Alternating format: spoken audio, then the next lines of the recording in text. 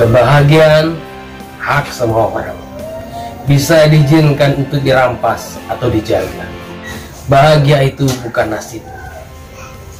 Kita sendiri yang mempertahankan kebahagiaan itu. Kita sendirilah yang membangun kebahagiaan itu. Mari pertahankan agar tidak rubuh. Siapa memperoleh akal budi, mengasihi dirinya. Siapa berpegang pada pengertian, mendapat kebahagiaan. Kembali bertemu lagi dengan saya di channel YouTube Marganda Selagan, dengan pesan core message hari ini adalah pertahankan kebahagiaan dalam diri kita. Kita sendiri yang membangun kebahagiaan itu. Saudaraku, banyak orang berusaha ingin bahagia, mencari banyak hal supaya bahagia, melakukan pekerjaan kerja keras supaya bahagia, cari uang banyak-banyak supaya bahagia. Dia berpikir kalau dia menikahi seorang gadis cantik pasti bahagia. Dia berpikir kalau menikahi seorang laki-laki ganteng yang tinggi pasti bahagia. Dia berpikir kalau menikah dengan seorang jutawan pasti bahagia. Pada kenyataannya begitu banyak ketidakbahagiaan oleh karena kriteria-kriteria yang kita kerjakan itu. Orang berpikir kalau dia menikah dengan wanita cantik pasti bahagia. Ternyata wanita cantik itu juga tidak jaminan, karena ada juga orang wanita cantik parasnya, tapi akhlak tingkah lakunya tidak cantik, tidak mengiringi cantikannya. Tapi wajah yang cantik, ada mungkin tipu muslihatnya, mungkin ada dia menggosip, ada mungkin menjual kecantikannya demi hal yang lain-lain. Ada mungkin seorang yang ganteng menjual kegantengannya untuk hal-hal yang lain. Ada berpikir kekayaannya dia gunakan untuk berfoya-foya, ternyata tidak mendapat kebahagiaan. Lalu bagaimana mendapatkan kebahagiaan? Orang berusaha, aku nanti kalau menikah pasti bahagia. Ternyata setelah menikah, hari-hari penuh dengan percekcokan, berantem, miskomunikasi. Kalau punya anak pasti bahagia, setelah punya anak kok berantem ya. Kau aku aja yang urusan ini, emangnya yang paling peduli dengan anak ini siapa? Anakku rupanya ini, karena aku juga berantem dengan anak. Kalau punya keluarga mungkin nyaman, ternyata kalau udah nyaman, mertuaku udah enak merasa. Kok sering mencampur rumah tangga kan, mulai terjadi percocokan. Punya harta makin banyak, terjadi ketakutan, nanti ditangkap KPK lah, diselidiki dari mana uang semua ini. Banyak hal ketakutan muncul. Jadi apakah kebahagiaan itu ada karena memiliki harta, memiliki pasangan? Kalau misalnya berkata siapa yang mau bijak pasti mengasihi dirinya. Banyak orang yang bijak katanya, tapi dia justru tidak mengasihi dirinya, menyibukkan dengan berbagai hal sampai kelelahan, akhirnya jatuh sakit. Bukan seperti itu, tidak ada kebahagiaan ternyata dengan sibuknya pekerjaan. Ada mungkin orang berkata kalau sudah melayani terus pasti bahagia, ternyata dia diperbudak oleh pelayanan. Dengar baik, pelayanan bukan untuk memperbudak kita, tapi pelayanan kita lakukan dengan tulus, terutama kepada keluarga. Dengar baik, pelayanan jangan disalahartikan. Pelayanan itu bagus benar, tetapi kita harus utamakan keluarga. Tuhan tidak pernah menempatkan pelayanan di luar itu paling utama pada Tuhan. Tidak, pelayanan itu bukan yang pertama Tuhan ciptakan, tetapi keluarga ini yang pertama yang Tuhan ciptakan, dan lembaga pertama di dunia. Sebab itu ini harus dinomorsatukan setelah Tuhan. Biarlah kita memahami kebahagiaan itu dari mana. Tadi dijelaskan dalam kitab Amsal, siapa berpegang pada pengertian akan mendapat kebahagiaan. Belajar memahami, belajar mengenal Tuhan akan mendapatkan kebahagiaan. Ternyata dengan kita belajar memahami isi hati Tuhan mendapat kebahagiaan. Ada orang akhirnya dengan dia bersedekah kepada orang lain, membantu orang miskin, membantu orang yang kecelakaan, membantu orang yang kurang, yang merasakan ada kelegaan, enak ya. Terima kasih aku bisa berbagi. Ada kesenangan tersendiri berbagi. Lihat orang-orang yang tulus berbagi itu, dia merasakan ada ketenangan, ada kebahagiaan tersendiri dalamnya. Kebahagiaan yang kita bangun adalah kebahagiaan di mana kita belajar memahami, mengenal kebenaran Tuhan. Kebahagiaan terletak bukan kepada pekerjaan, kebahagiaan bukan terletak kepada posisi jabatan, kebahagiaan terletak bukan kepada harta, warisan, dan kepada kecantikan fisik. Ada orang yang berusaha habis-habisan untuk mempercantik diri, bahkan operasi plastik supaya cantik, bahkan ada yang susuk segala macam. Ternyata bukan makin nyaman.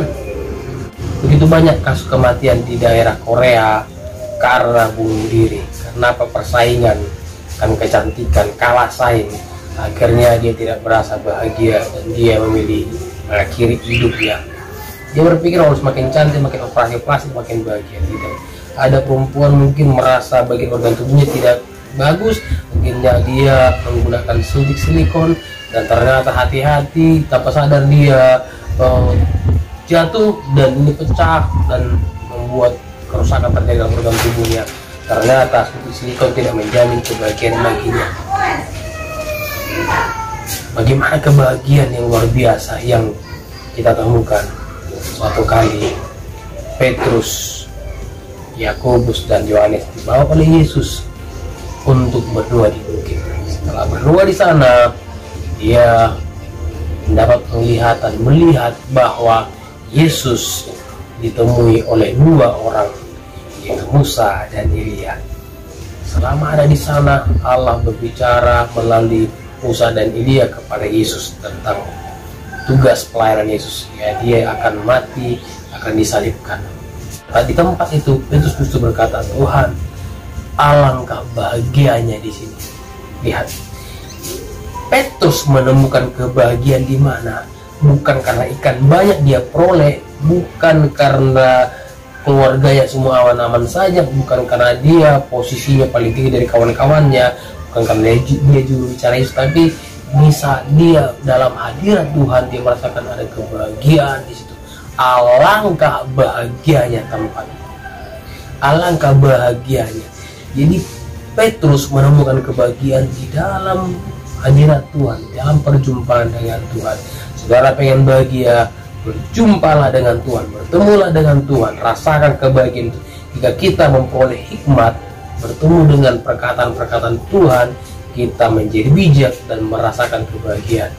Bagaimana kita bertemu dengan perkataan Tuhan? Dengan kita menyampaikan perkataannya, dengan kita membaca perkataannya. Nah, kita bertemu dengan perkataannya, kita bertemu dengan apa yang Tuhan katakan. Di situ kita merasakan bahwa kebahagiaan akan nyata dalam diri kita. Mari terus perkataan kepada firman Tuhan, mari terus cintai perkataan Tuhan. Mungkin banyak channel-channel YouTube yang bicara tentang hal-hal yang viral, hal-hal tentang menyenangkan, lucu-lucu. Itu tidak salah, bagus. Tapi dengar baik, itu hanya sementara kelucu-lucuan, tidak membuat kita terus nyaman, tidak menguatkan iman. Tapi dengan saudara mendengar perkataan-perkataan, khotbah-khotbah, perkataan-perkataan yang menguatkan, perkataan-perkataan message, saudara akan merasakan hidup saudara diubahkan. Saudara merasakan bagaimana Allah dalam diri saudara. Amsal 28 ayat 10 dikatakan, orang yang tidak bercela akan mewarisi kebahagiaan. Dia akan mendapatnya. Tak usah dipaksa-paksa, tak usah dikejar-kejar, hanya belajar kita hidup tidak bercela, akan mewarisi. Saudara mewarisi, akan mendapatkan jatah, sudah menjadi bagiannya, sudah ketetapan untuk menjadi miliknya. Itu menjadi milik bagi orang-orang hidup tidak bercela. Dia akan mendapatkan kebahagiaan. Mungkin saudara berpikir, kulihat orang-orang tidak bercela tapi habisnya ditindas orang lain, bahkan ada yang dibunuh, ada yang disiksa, ada yang diejek, dibully orang. Memang begitu nasib daripada orang tidak bercela, yang bukan bahagia seperti itu. Saudara masih berkata seperti itu, berarti saudara masih melihat kebahagiaan semu, kebahagiaan yang dari dunia sementara. Mereka mau seperti itu karena mereka melihat kebahagiaan yang kekal yang Tuhan berikan, yaitu bersama dengan Tuhan di surga yang kekal. Tidak ada ngengat, tidak ada kecelakaan, tidak ada kebencian, tidak ada sakit hati di sana. Tapi sana hanya ada kebahagiaan yang kekal dan bersama dengan Tuhan selama-lamanya. Luar biasa bukan? Sekarang kebahagiaan seperti apa yang saudara cari? Kebahagiaan yang sementara atau kebahagiaan yang kekal? Dengar baik, jangan tunggu orang lain membahagiakan saudara. Suatu kali seorang pembicara bernama John Maxwell, dia orang pengusaha terkenal dan juga membagikan pesan-pesan Tuhan dalam buku-buku yang tentang kepemimpinan. Dia banyak berbicara tentang kepemimpinan.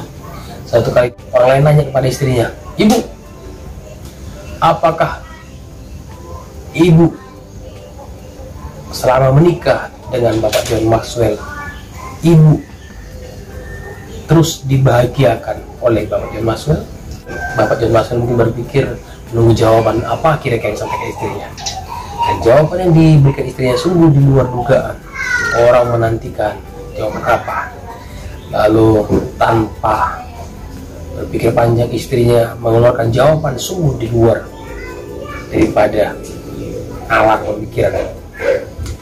Istrinya berkata, selama saya menikah dengan Bapak John Maxwell, saya tidak pernah dibuat bahagia oleh dia.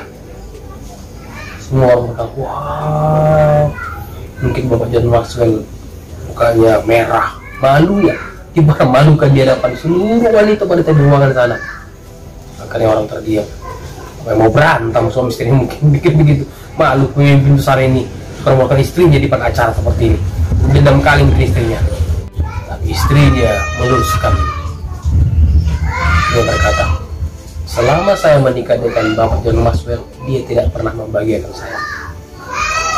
Tetapi yang membuat saya bahagia adalah diri saya sendiri. Lalu sontak semua peserta bertepuk tangan. Luar biasa. Akhirnya muka Bapak John Maxwell tidak lagi merah, tapi dia selalu istrinya, dia bangga. Istrinya berkata, kalau saya menunggu-nunggu suami yang membahagiakan saya pasti terus kecewa. Tidak akan bisa dia terus bahagiakan saya. Di saat saya butuh, dia pergi diundang orang lain khotbah, diundang orang lain untuk menyampaikan materi kepemimpinan. Dia sibuk di kantor ngurus perusahaan, ngurus bisnis, ngurus bukunya. Kapan waktu dia untuk bahagiakan saya? Tapi dia berkata, yang buat saya bahagia adalah saya sendiri.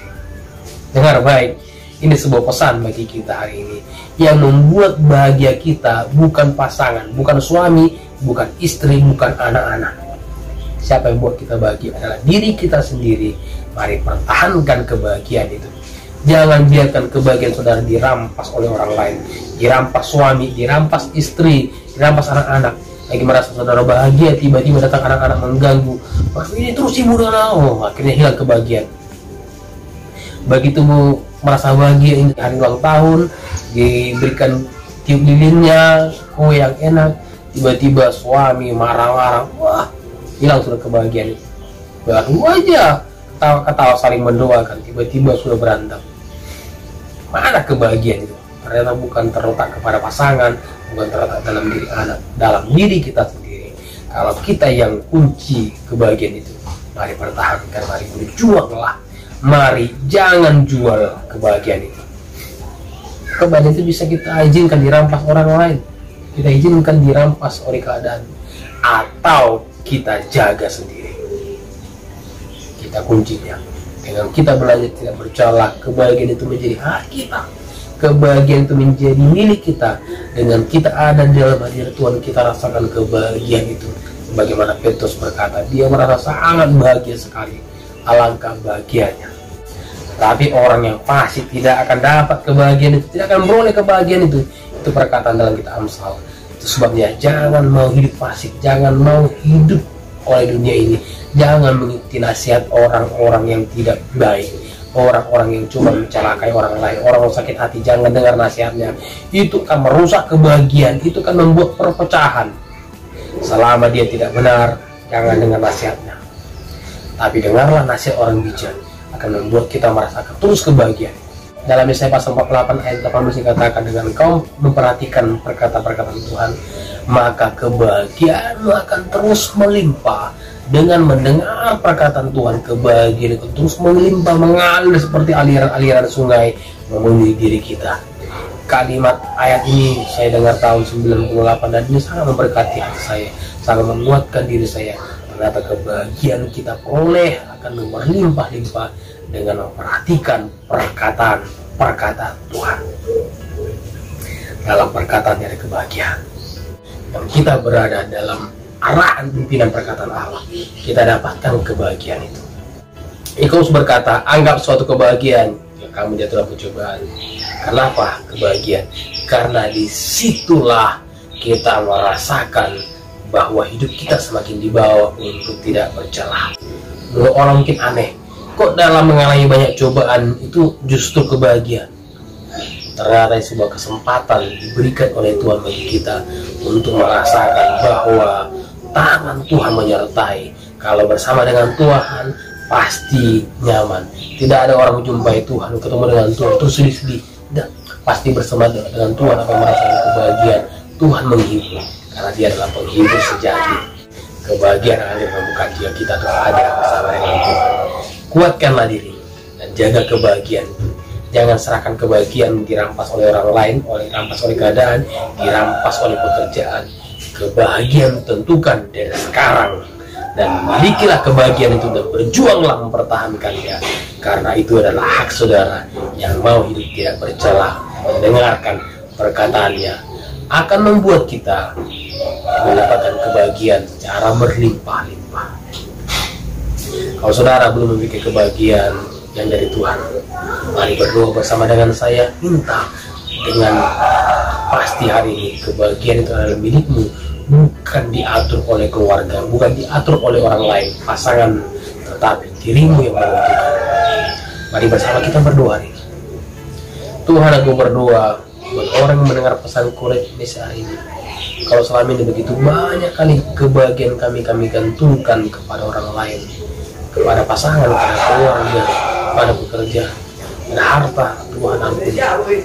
Ini adalah keadaan yang terus merampas kebahagiaan. Tapi hari ini kami mau belajar mendengar perkataan-Mu Tuhan. Kami mau belajar untuk hidup benar, belajar untuk tidak bercelah, belajar untuk melihat semua kesempatan itu kami alami meskipun sakit. Itu sebuah kebahagiaan yang Tuhan salurkan dalam diri kami. Terima kasih Tuhan. Kami berkata hari ini kami adalah orang yang berbahagia. Berbahagia hidup kami. Terima kasih Bapa. Biar pesan ini menguatkan kami untuk mempertahankan kebahagiaan dalam diri kami. Terpujilah Tuhan dalam nama Yesus kami berdoa. Amin. Percaya hari ini kita dibuat oleh Tuhan bahagia. Amin. Kalau ada miliki kebahagiaan, pertahankan. Selamat menjalani hari Tuhan memberkati.